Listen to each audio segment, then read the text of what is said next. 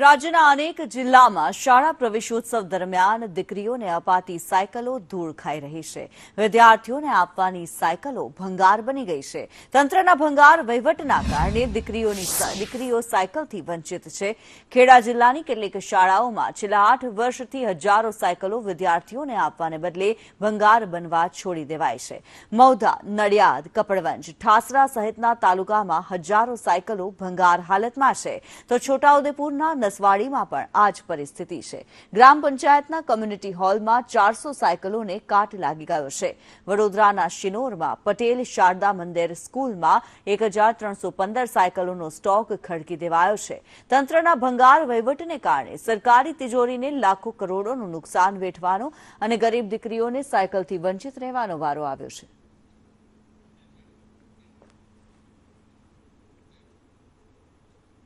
વડોદરાના શિનોરમાં સાયકલો ધૂળ ખાઈ રહી છે। વિદ્યાર્થીનીઓને આપવાની સાયકલો ધૂળ ખાતી જોવા મળી। પટેલ શારદા મંદિર સ્કૂલમાં 1315 સાયકલોનો સ્ટોક જોવા મળ્યો છે। સરસ્વતી સાધના યોજના હેઠળ સાયકલો આપવામાં આવતી હોય છે। વર્ષ 2023નું સત્ર પૂર્ણ થઈ ગયું અને છતાં પણ સાયકલો નથી અપાઈ। 8 પાસ વિદ્યાર્થીનીઓને આપવાની હતી આ સાયકલો।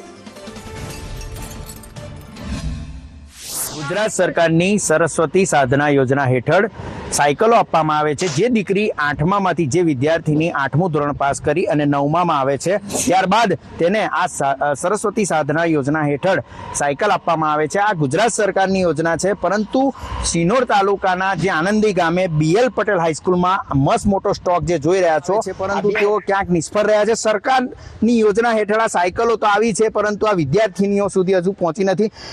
બેટા, કયા ધોરણમાં અભ્યાસ કરે છે ને આ સાયકલો કેમ નથી આપવામાં આવી? 10મા ધોરણમાં। 10મા ધોરણમાં છે, તો 8મા ધોરણ પછી જ્યારે 9મામાં તું આવી ત્યારબાદ તને આ સાયકલ આપી છે ખરી? ના।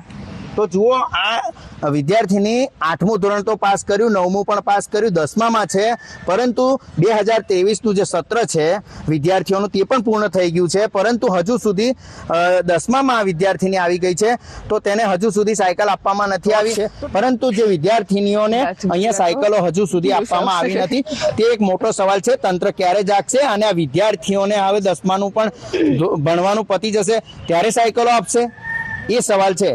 સહયોગી નિલેશ પટેલ સાથે કેતન કુમાર, સંદેશ ન્યૂઝ, શિનોર, વડોદરા।